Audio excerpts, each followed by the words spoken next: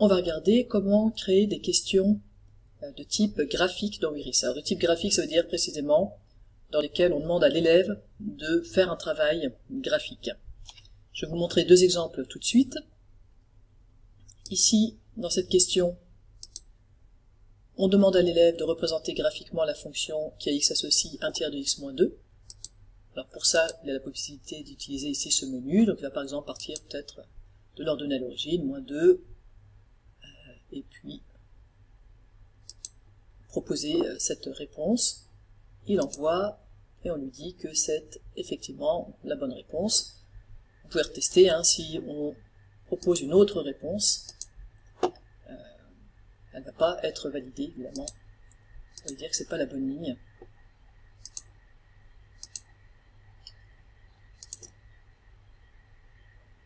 Voilà. Donc ça c'est une des possibilités, je vous en montre une autre. Ensuite on regardera dans le détail comment les créer. Je vais vous montrer ici dans cette question, qui est une question qui est proposée directement par Wiris sur son site de démonstration de questions, et vous pouvez même récupérer le code de la question, donc n'hésitez pas à faire un tour, et puis à regarder si d'autres questions de démonstration peuvent vous intéresser. Donc on demande à l'élève de déterminer la région définie par x moins y positif, 2x plus y positif et x inférieur à 10. Et donc lui, là, cette fois-ci, en menu, il a la possibilité d'écrire des choses, et puis de sélectionner une zone. Alors je crois que la bonne zone est là, donc on va envoyer terminer, mais évidemment on va pouvoir tester que c'est la bonne région qui a été proposée par l'élève. Voilà deux exemples. Alors comment ça se fait? On va créer une question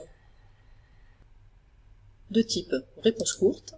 Alors c'est bien une question de type réponse courte qu'il faut créer. On va écrire l'énoncé. Et par exemple, on va demander à l'élève de représenter graphiquement la fonction définie par f de x égale 4 moins 3 demi de x. Et comme souvent dans Wiris, les choses importantes vont se passer ici, au niveau du Wiris Quizzes Studio. Alors qu'est-ce qu'on attend comme type de réponse? Pas une équation, c'est-à-dire pas un texte mathématique, pas un texte littéraire non plus, mais bien un plotter, donc une réponse graphique.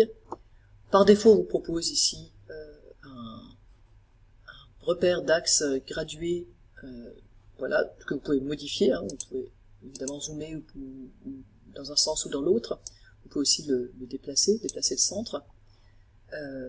Et donc nous, on a dit que c'était, je crois, j'ai oublié, 4 moins 3 demi, je crois que je vous ai dit ça, 4 moins 3 demi de x, donc quelque chose comme ça.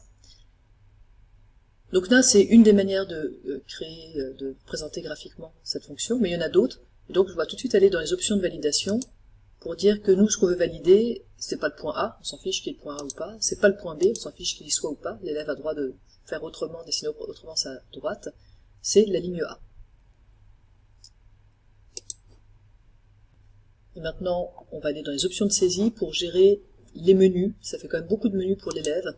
Il n'a pas besoin de voir tout ça, donc on va désactiver la possibilité de sélectionner, c'est bien, l'écriture manuscrite, il n'en a pas besoin, les points, il n'en a pas besoin non plus. Vous regarderez qu'en fait, si on crée les points d'abord, on ne peut pas ensuite faire une ligne qui passe par les points déjà créés, donc on lui enlève segment, rayon, vecteur, parallélogramme, polyligne, polygone.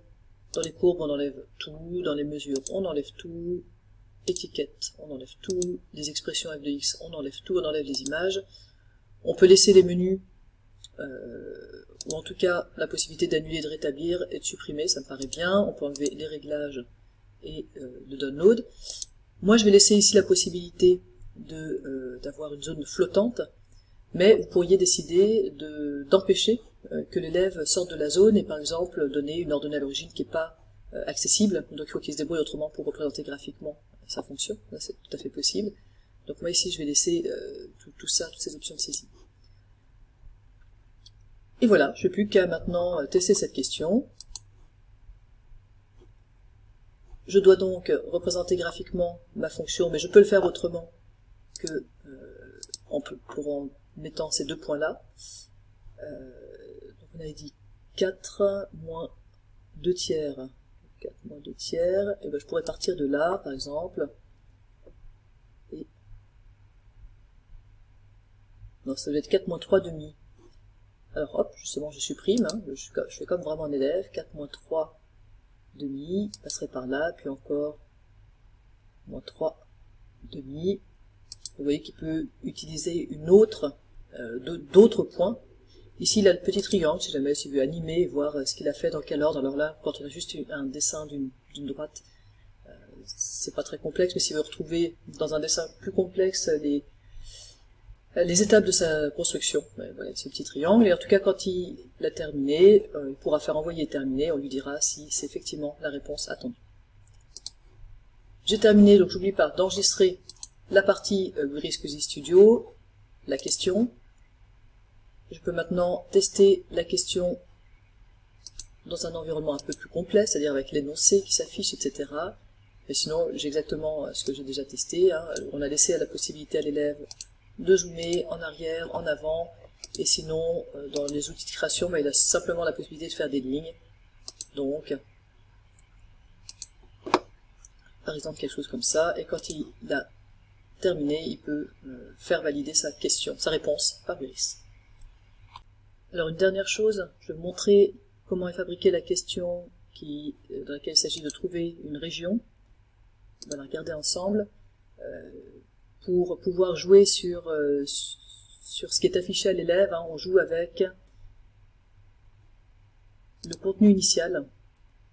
Donc, on définit un contenu initial avec déjà toutes les droites qui sont préparées. Puis la bonne réponse, on ajoute simplement la zone. Et dans les options de validation, bien évidemment, il n'y a que la zone qui est testée. Il suffit que la zone soit correcte pour que la question soit validée. Voilà, je crois que vous savez tout pour créer après vous-même vos questions. N'hésitez pas ensuite à les partager. Je vous rappelle qu'on a une zone où on partage sur le Drive, hein, nos questions. Et ben, bon travail.